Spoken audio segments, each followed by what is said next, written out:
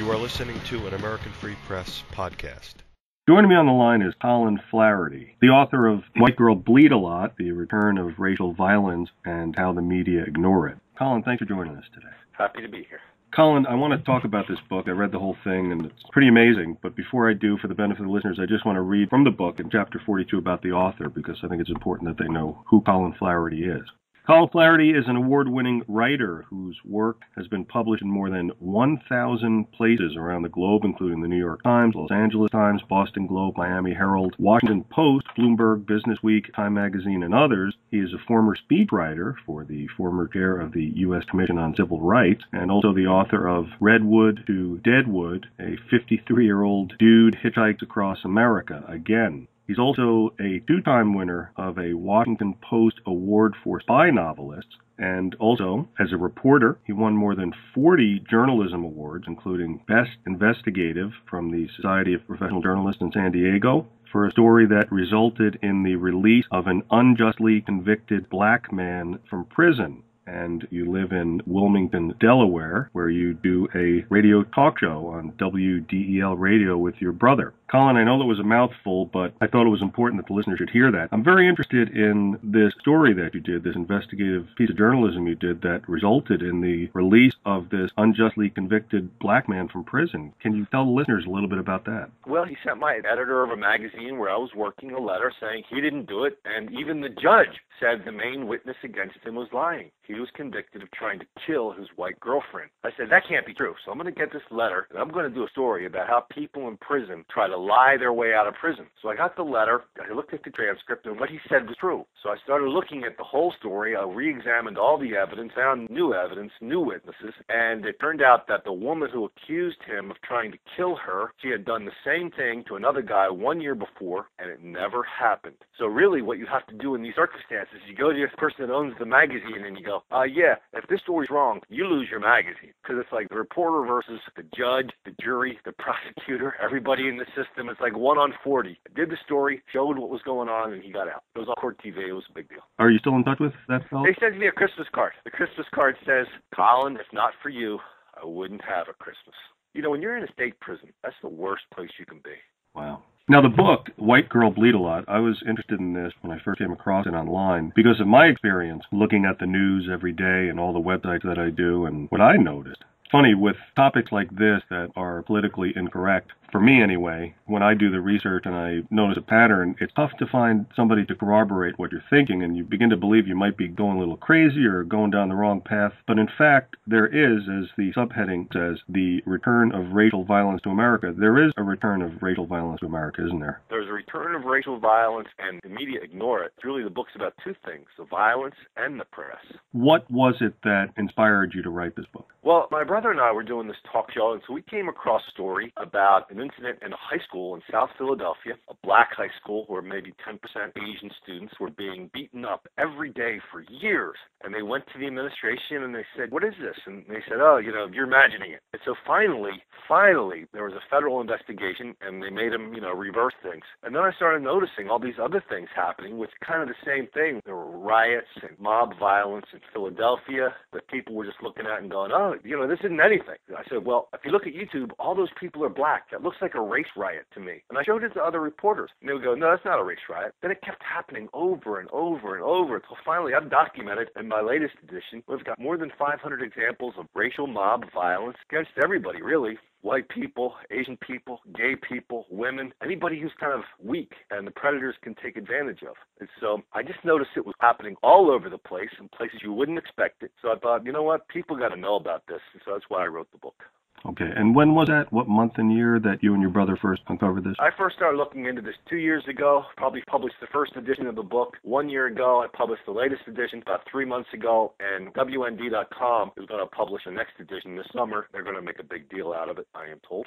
And I think that the most important part of this book is the fact that it's interactive in nature. So because the media covers, for some reason, these stories up and rarely mentions race, you have where you say, let the video do the talking, right? Yeah, and I mean, 10 years ago, if somebody would have said all this, somebody would have said, just say, Colin, you're making all this up. So my attitude now is, you know what? So many of these things are on video. They're just hard to ignore now. Right. And of course, they still are saying you're making all this stuff up, because I did read that chapter about the hate mail that you got from these reporters when you contacted them about your book, or you offering them a review copy or something like that. Yeah. You know, a lot of my readers send stuff to the reporters, almost in a way challenging them. They'll say, hey, why aren't you reporting this? So the reporters send the hate mail to my readers and to me. And, you know, you expect, in a way, I guess, hate mail from, I don't know, civilians. But when reporters react with all this vitriol and hate, that was a surprise to me.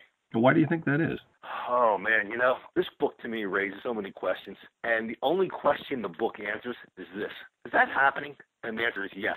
Do I know why it's happening? Why all this racial violence is happening? Not really. Do I know why reporters are so heavily invested in pretending it's not happening? No. Do I know the solution? No. Cause? No. But I will tell you that everybody in this country is in such denial about this whole business of racial violence. I thought I wanted to write a book. When you were finished reading the book, you simply could not deny the reality of this book. So this book does not have any opinions, doesn't have any overarching theories or anything like that. It just says, hey, this is happening. Mm-hmm. And on page 362, that's exactly what Ed said here. It is just a book that says race riots are happening. Here's when, where, and who, and how, but not why. Now that my book's been out, a year or so, I get a lot of readers, a lot of cops read my book. They love that book. I also, funny enough, I didn't even know these people existed. I get calls from prison psychologists. And I had a call from the Midwest a month or two ago, and he gave me the best why explanation I've heard. And what he says is everybody in schools now is being taught that black people are victims. They cannot succeed. 400 years of repression. You are not responsible for your actions. Built up this resentment and anger, and that's what he says. And that's the thing that makes more sense than anything I've heard. And also, I guess, the fact that the media is not pointing the finger at anybody, right? I don't expect every crime news story to identify a person by race, but now we're in a position where a lot of newspapers all over the country are actively denying that there's anything racial about many of these crimes. It's really weird because I think we're living in the most race-conscious country in the world. Every day, you and I could pick the newspaper up. We can read about the Black Caucus, the NAACP, the Black Teachers Union, the Black Cop Association, the Black Student Union, and that's all good, and nobody says anything about it. But if you bring up the topic of black mob violence or black violence in general, that is somehow taboo. And it's also important to note that you're not just getting hate mail, you're also getting mail, and you're also getting recommendations of the book, right, from some pretty big names. It's being well received because of the tone of the book. I don't generalize. I don't stereotype. I also don't apologize. Thomas Sowell looked at it and said, I had no idea how bad it was. So when Thomas Sowell says, you've written something about race that he didn't know about, well, I don't know how you get a bigger compliment than that. That's what I was mentioning earlier. Because I go through so many websites and see so much of these incidents, it is something that I guess very few people would know about if they're not immersed in it like I am and like you have been for all these years. People are afraid to look at it even when it happens to them. There's a woman in Springfield, Missouri. This is the most bucolic place you can imagine, right? You move to Springfield because you want to get away from all these like urban ills, Her son was beat almost to death by a black mob of 20 people in Springfield, Missouri. And she was guilty because she noticed all the perpetrators were the same race. Then she found my book, then she found this is happening all over the country. It's really strange where if something bad happens to you, Dave, you have to be the one to apologize for not liking it. It's beyond strange. I can't figure it out. The whole psychology of these people, and you have many examples in the book, the people who are beat up by blacks and not wanting to admit it. I don't know. I mean, there's a lot here, like you said. There's a lot here to wrap your mind around to try to figure this stuff out. But I had read an article from 1904 on race relations in the South. And one paragraph caught my interest, and I think it's applicable here to what we're talking about. It says, and remember, this is 1904, so we're talking about, 110 years ago almost. With a Negro population which has increased in the last 40 years from 4.5 million to 9 million, of whom 8 million inhabit the South and 4.5 million inhabit the 6 southern Atlantic and Gulf states, where in large sections they outnumber the whites 2 and 3 to 1, and in some parishes 10 to 1, with this population owning less than 4% of the property and furnishing from 85 to 93% of the total number of criminals. It's tough to get numbers on this, but I think maybe those numbers, not as far as the property, but the numbers as far as total number of criminals, I think that's probably consistent from over 100 years ago. Have you looked into that at all? The book is not really, we don't do the statistics things, but I will tell you this, that the numbers, statistics on black versus white, criminality, violence, crimes of violence, crimes against property. They're just as bad and horrific as you want. And so there's really only two explanations. One, it's all caused by racism, or two, it's caused by something else. And most of the explanations people are getting today in all the universities and in the grade schools and the high schools is that this is a product of 400 years of anger and oppression. That's interesting because there are some people who put forth the hypothesis that at one time or another, pretty much all of us on the planet had ancestors who were slaves, because everybody was slaves. So I guess maybe these are the most recent examples of slaves, and maybe it's going to take another 400 or 800 or 1200 years for them not to be angry at all the rest of the people who had nothing to do with their ancestors who they didn't even know being slaves, right? To quote our president, that's above my pay grade. The whole thing is pretty amazing, but you're from Wilmington, Delaware. I live in Wilmington now. I've split my time between Wilmington and California, but I've actually lived in California since I was 21, so almost 32 years out there. Okay, but Wilmington, Delaware is pretty interesting because I have gone through Delaware, being in New Jersey, of course. Wilmington is pretty unique, and I learned this from the book, because in the book you mention a parenting magazine rating of the top 10 most dangerous cities in America. And I brought this up online, and again, because the book's fantastic, because it has all these hyperlinks. Click a button and boom, you're there. But the number one most dangerous city in America, according to Parenting magazine, was Wilmington, Delaware. By any way you measure it, Wilmington's a top 10 dangerous place in this country. And that's one of the things we talk about on the air a lot, which is how this new high bar of being dangerous is now the new normal. So on the radio show that I do, I'm constantly reminding people, this is not normal. And I think one of the reasons people have a hard time talking about violence is because violence and being anti-crime is a proxy for race.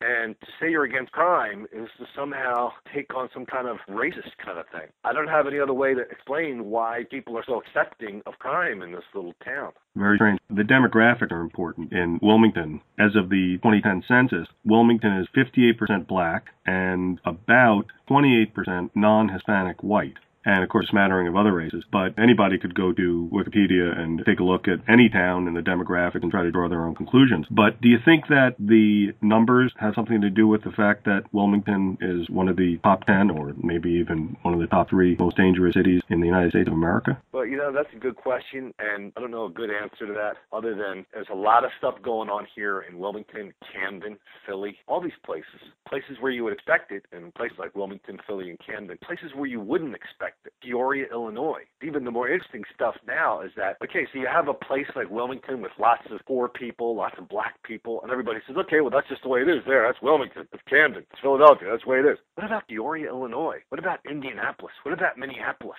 Seattle, Tacoma, Portland? Maybe I don't get out enough, but I had no idea that all these places were like centers of hot racial violence. Indianapolis, this month, there have been a dozen examples of large groups of black people running around the downtown, beating people up and being violent and lawless. The city fathers are going, hey, we just hired a black police chief a year ago. This isn't supposed to happen here anymore. Yeah, and that's one of the common threads about all these attacks and all these incidences is that it's usually a group, a mob of blacks from maybe 2 to over 1,000, right? Over 1,000, Minneapolis, 1,000, Philly, 1,000. A lot of times maybe it's after a concert or something. But here's the thing. It's like it's so easy to explain it away. It's like, oh, that's just a gang, or that was after a concert, or that was this, or that was that. It's like, boy, this is just awful and getting worse, and everybody just says it's normal. Well, guess what? I don't think it's normal. Right. I mean, you've been doing this for quite a bit of time, so I don't know why it is that these reporters have such animosity toward a book that we know that they haven't even read. I mean, it happens in other instances, obviously, because I've seen this happen where people have tried to get a book to report. I would never read that garbage. Don't send me that. Don't contact me again. But didn't you read it first, sir? I mean, or ma'am? I mean, wouldn't it make sense to see if, in fact, and like you said, you're not saying anything. All you're doing is presenting the facts. I guess they don't want to hear the facts. That's what it must be. Here's the thing. If this book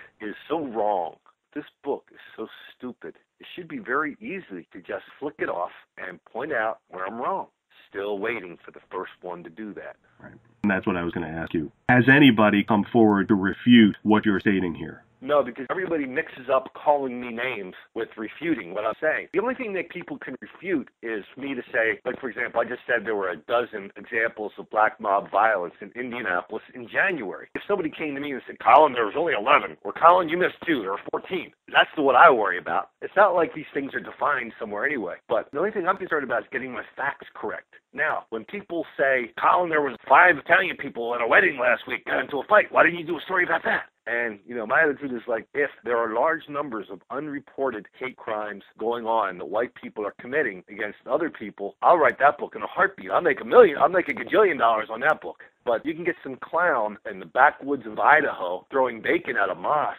We hear about it here. You can get hundreds and hundreds of people doing all sorts of bad things on the streets of Indianapolis and repeated occurrences over a short period of time. Nobody knows anything. Very strange. You're right about that bacon. Of course, we heard all about that, but here it's an actual epidemic. And before I read your book, I sensed that. As I said earlier, it is an epidemic and nobody wants to touch it. Here's what happens every time. Like, for example, on July the 4th, I heard there was a large group of black people in the streets of Charlotte, North Carolina, July 4th. I looked at it. Sure enough, lawlessness, people getting tear gassed, fighting, all this stuff. All of a sudden, when I make calls down there, everybody's saying, oh yeah, that's been happening here for a long time. That happens every place I go. And they always say, yeah, it's been happening a lot, Colin. I mean, nobody's reporting it here. So I think I'm just getting the tip of the iceberg.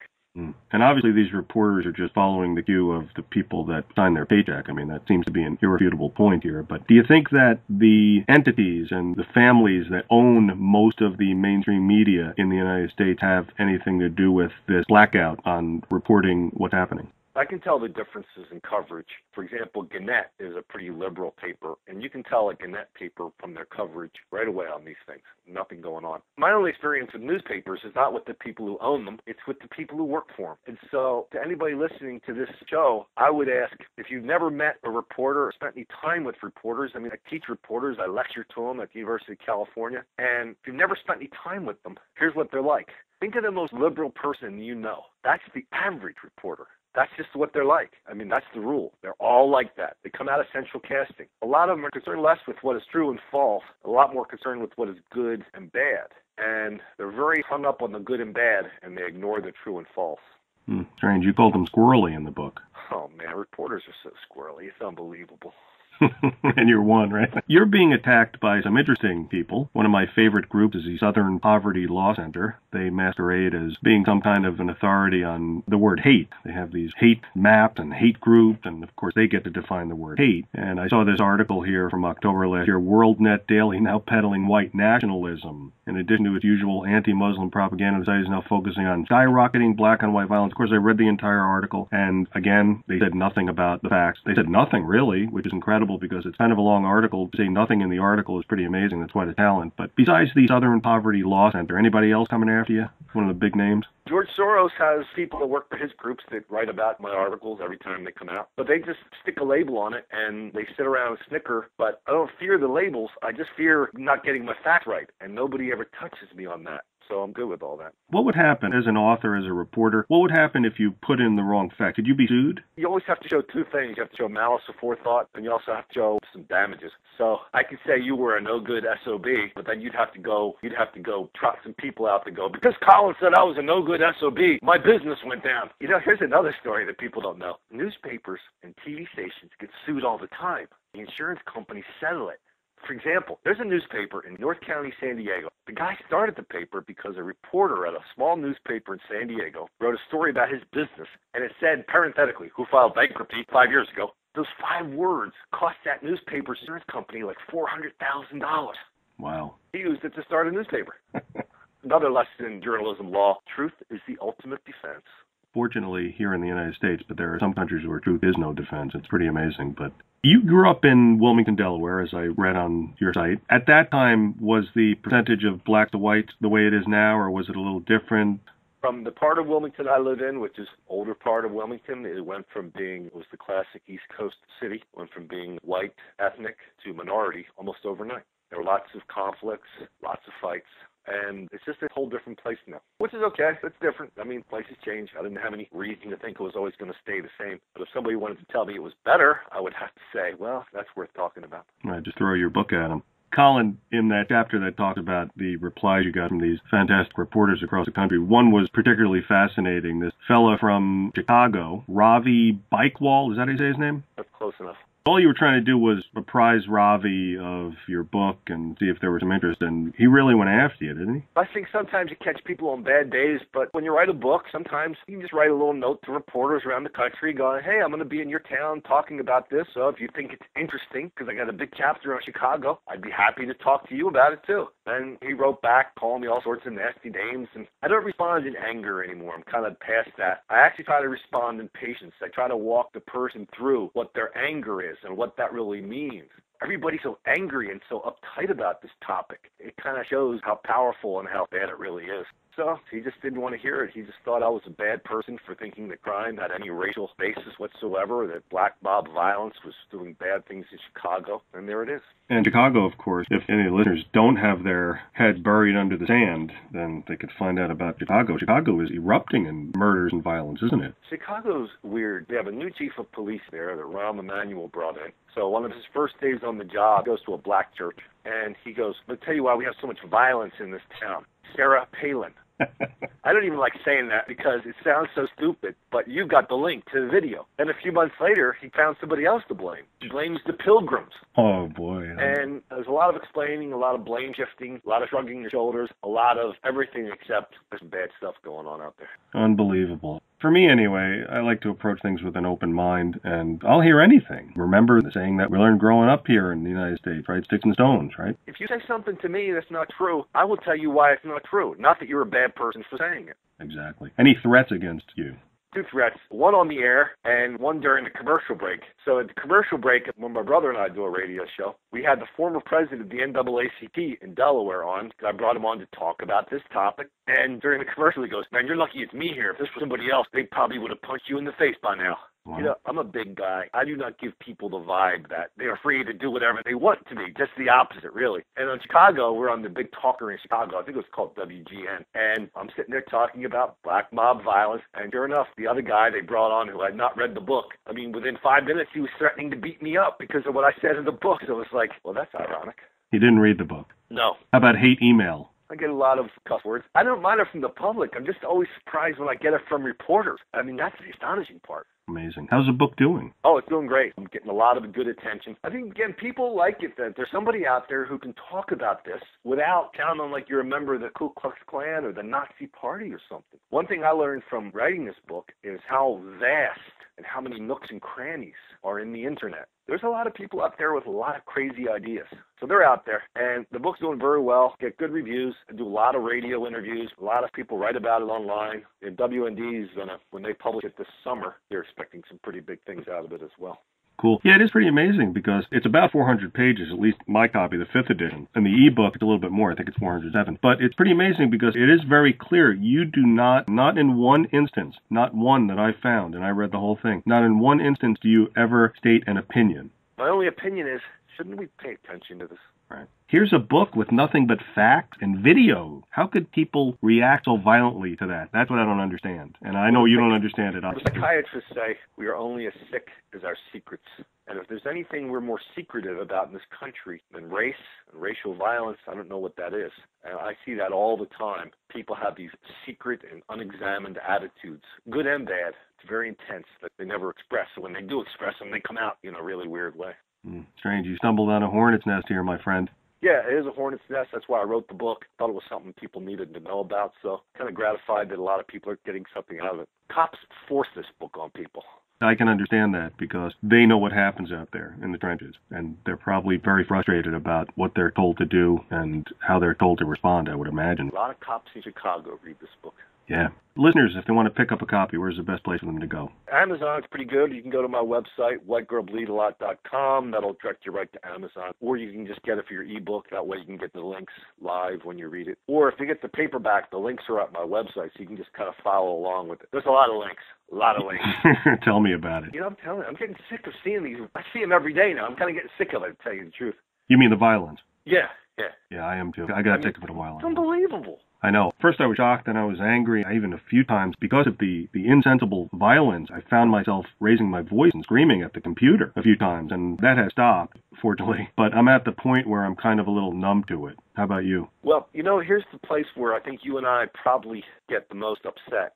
Not even at the criminals, the people who do bad things, but at the people who look at what they're doing and shrug their shoulders and go, oh, what are you going to do? The people we expect to take care of this kind of business, they don't. Right. The chiefs of police, the newspapers, the social workers, the mayors, not a pretty picture.